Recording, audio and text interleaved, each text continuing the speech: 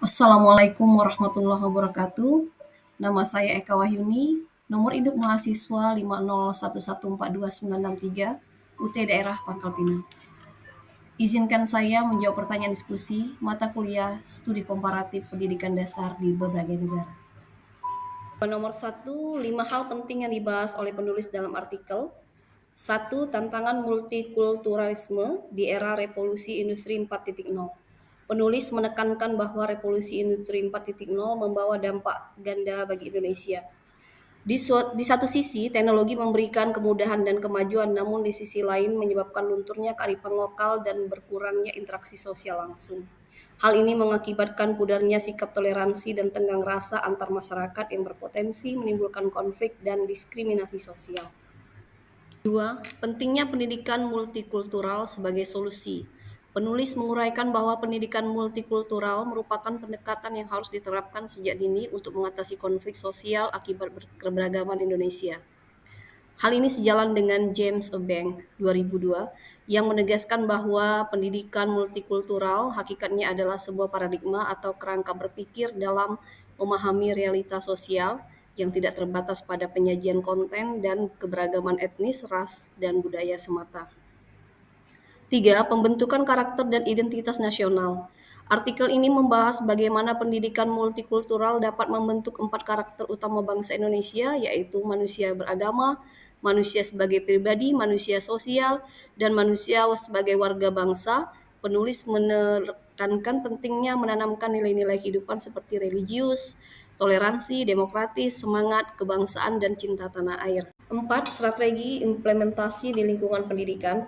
Penulis menjelaskan berbagai strategi implementasi pendidikan multikultural di sekolah, antara lain membangun paradigma keberagaman inklusif, menghargai keberagaman bahasa, membangun sikap sensitif gender, mengembangkan pemahaman kritis terhadap ketidakadilan sosial, membangun sikap anti-diskriminasi etnis, serta menghargai perbedaan kemampuan dan umur. 5. Integrasi kurikulum berbasis kearifan lokal. Penulis menegaskan perlunya mengintegrasikan pendidikan multikultural dengan identitas nasional melalui desain kurikulum berbasis kearifan lokal. Sejalan dengan Wagiran 2012 yang menyatakan bahwa kearifan lokal mencakup sistem pengetahuan dan filosofi hidup yang dimiliki masyarakat setempat, yang termanifestasi dalam bentuk praktik-praktik kehidupan untuk mengatasi tantangan dan memenuhi kebutuhan hidup mereka. Nomor 2, pengalaman pendidikan multikultural di sekolah dan langkah-langkah konkret yang akan saya ambil untuk menciptakan lingkungan sekolah yang bersifat multikultural dan mendukung perkembangan sosial serta akademis. Pengalaman yang telah saya jalani di SDN 13 Mentau, Bangka Barat terkait kegiatan dan program pendidikan multikultural mencakup berbagai program yang berorientasi pada kearifan lokal dan pembentukan karakter siswa. Yang pertama, program Hari Budaya. Sekolah kami menyelenggarakan Hari Budaya setiap hari Selasa, di mana seluruh guru dan siswa wajib mengenakan pakaian adat Melayu dan berkomunikasi menggunakan bahasa Melayu atau bahasa Mentok.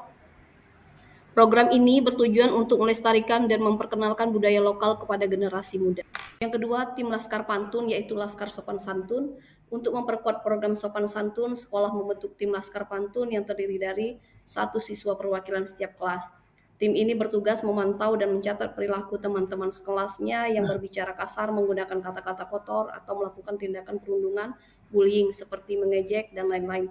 Jika ada siswa yang tercatat melanggar, maka akan dilakukan pembinaan terhadap siswa tersebut oleh guru pembina Laskar. Sistem ini bertujuan untuk menciptakan lingkungan sekolah yang kondusif dan berbudaya. Yang ketiga, mata pelajaran muatan lokal. Sekolah kami mengintegrasikan tema kearifan lokal dalam mata pelajaran muatan lokal yang dilaksanakan seminggu sekali.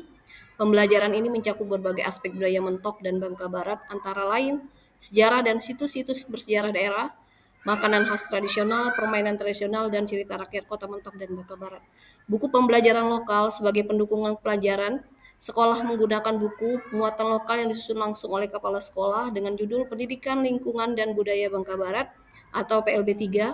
Buku ini menjadi panduan utama dalam pembelajaran kearifan lokal dan memperkuat identitas budaya siswa.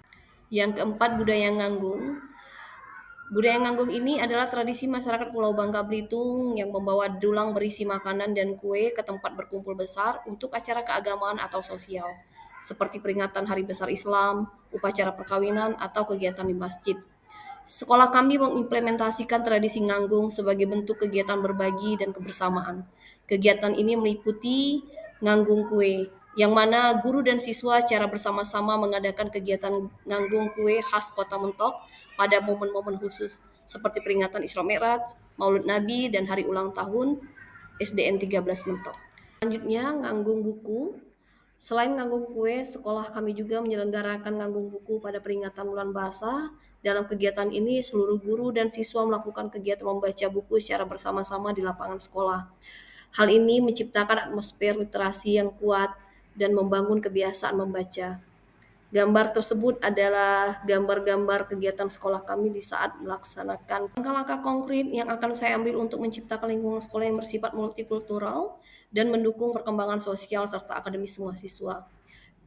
Pertama, perluasan program Hari Budaya tidak hanya fokus pada budaya Melayu, tetapi mengalokasikan waktu khusus untuk memperkenalkan budaya etnis lain yang ada di sekolah, misalnya Jawa, Tionghoa, Batak, dan lain-lain. Dua, optimalisasi tim Laskar Pantun. Kembangkan sistem reward positif, bukan hanya pencatatan pelanggaran. Latih Laskar Pantun untuk menjadi mediator konflik antar teman. Ketiga, pengembangan kurikulum muatan lokal. Memperluas cakupan materi tidak hanya budaya Bangka Barat, tapi juga budaya-budaya lain yang ada di Indonesia. Keempat, pengembangan perpustakaan multikultural. Memperkaya koleksi buku dengan literatur dari berbagai budaya dan bahasa daerah. Pendapat saya mengenai film pendek yang berjudul New Boy. Film ini menggambarkan dengan jelas bagaimana Joseph mengalami isolasi dan ketakutan akibat perlakuan kejam dari teman sekelasnya. Adegan perundungan yang terus meningkat hingga memprovokasi perkelahian menunjukkan betapa cepat perilaku agresif dapat berkembang dan merusak korban secara emosional maupun sosial. Peran otoritas yang tidak efektif, sosok guru dalam film digambarkan kurang sensitif dan gagal menangani akar masalah perundungan. Guru bahkan memperparah situasi dengan menyalahkan korban, padahal seharusnya berperan aktif, mengidentifikasi dan mengatasi perundungan secara tepat. Tantangan adaptasi, keheningan Yosef dan ketidakmampuannya membela diri mencerminkan kesulitan besar yang dihadapi anak-anak dalam beradaptasi dengan lingkungan baru. Situasi ini semakin berat ketika mereka harus menghadapi perundungan tanpa dukungan memadai. Pengaruh lingkungan sosial, film menunjukkan bahwa perundungan bukan masalah individual, melainkan masalah komunitas. Dorongan teman sekelas pada pelaku dan ketidakberanian mereka membela Yosef membuktikan bahwa lingkungan sosial sangat memengaruhi perilaku perundungan. Pentingnya suara korban dan saksi, ketidakberanian Yosef berbicara dan temannya yang justru disalahkan setelah berani melaporkan kejadian menggarisbawahi pentingnya menciptakan ruang yang aman bagi korban dan saksi untuk bersuara tanpa takut mendapat balasan.